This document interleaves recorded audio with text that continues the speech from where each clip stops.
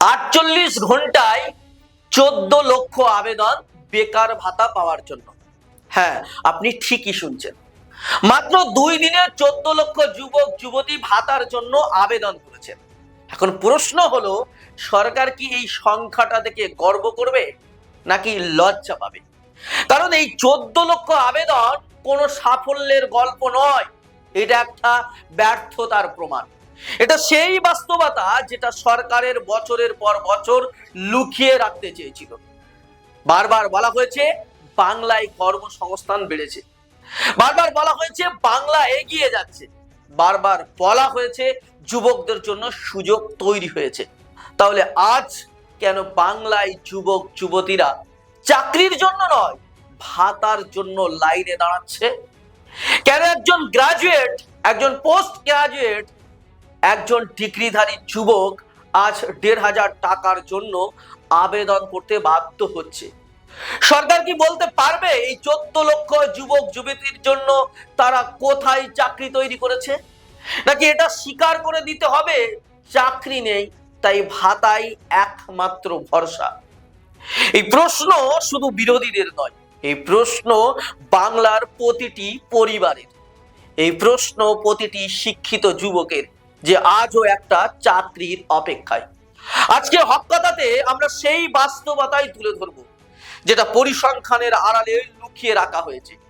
ভিডিওটি শুরু করার আগে বলবো, যারা আমাদের ইউটিউব চ্যানেলে নতুন, আমাদের ইউটিউব চ্যানেলটি সাবস্ক্রাইব করুন। তো চলুন শুরু করা যাক আজকের হক কথা। যারা আমাদেরকে ভালোবাসেন, আমাদের খবরগুলো আরো বেশি মানুষের কাছে পৌঁছে দেওয়ার জন্য আমাদেরকে আর্থিকভাবে আপনারা সহযোগিতা করুন। স্ক্রিনে যে কিউআর কোড দেওয়া আছে সেখানে স্ক্যান করে আপনারা আপনাদের যতটুকু সাধ্য যে যা পারবেন আর্থিকভাবে সহযোগিতা করে আমাদের পাশে দাঁড়ান। মাত্র 2 দিনের মধ্যে 14 লক্ষ আবেদন জমা পড়েছে রাজ্যের বেকার ভাতা প্রকল্পে। এই সংখ্যাটা শুধু একটা সংখ্যা নয়, এটা বাংলার অর্থনীতি, বাংলার কর্মসংস্থান এবং বাংলার ভবিষ্যতের বাস্তব চিত্র।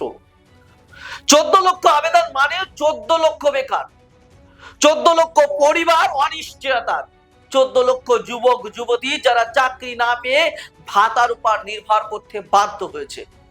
সরকার বলছে কর্মসংস্থান বেড়েছে, কিন্তু বাস্তবতা বলছে ভাতার আবেদন বেড়েছে।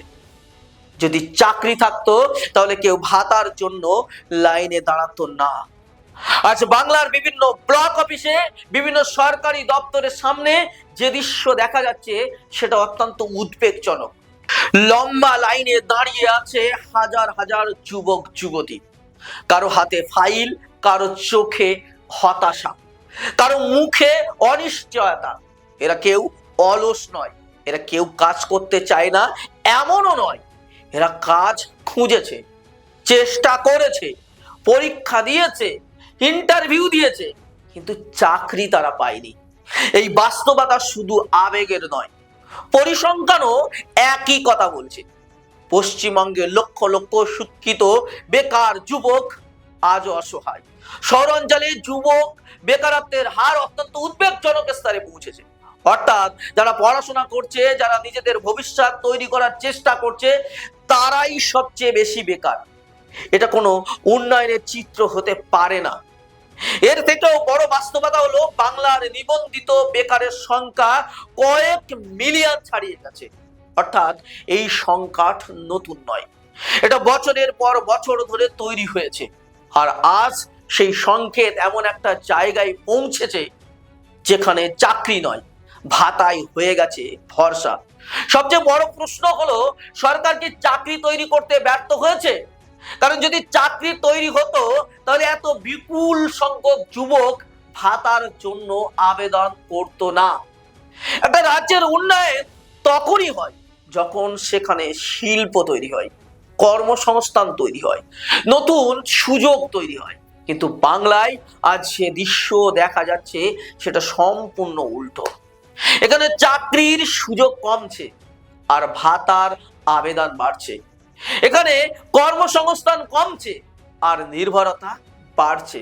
এখানে আত্মনির্ভরতা কমছে আর অনিশ্চয়তা বাড়ছে। ভাতা অবশ্যই সাময়িক সহায়তা দিতে পারে, কিন্তু ভাতা কখনো ভবিষ্যৎ তৈরি করতে পারে না। একজন যুবক ভাতা চায় না, একজন যুবক চাই চাকরি, একজন যুবক চাই সম্মান, যে যুবক চাই নিজের পায়ে দাঁড়াতে। কিন্তু আজ বাংলার লক্ষ লক্ষ যুবক সেই সুযোগ থেকে বঞ্চিত। আজ তারা লাইনে দাঁড়িয়ে আছে, কিন্তু চাকরির জন্য নয়, ভাতার জন্য।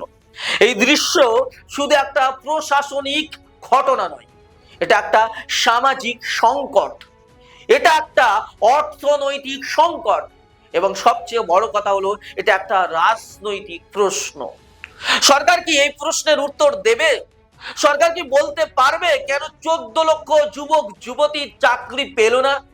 সরকার কি বলতে পারবে কবে বাংলার যুব সমাজ চাকরি পাবে? কারণ ভাতা দিয়ে সাময়িকভাবে সমস্যা ঢেকে রাখা যায়, কিন্তু সমস্যার সমাধান করা যায় না। আচ্ছা, বাংলার যুবক সমাজ একটা উত্তর চায়। চাকরি কোথায়? কর্মসংস্থান কোথায়? ভবিষ্যৎ কোথায়?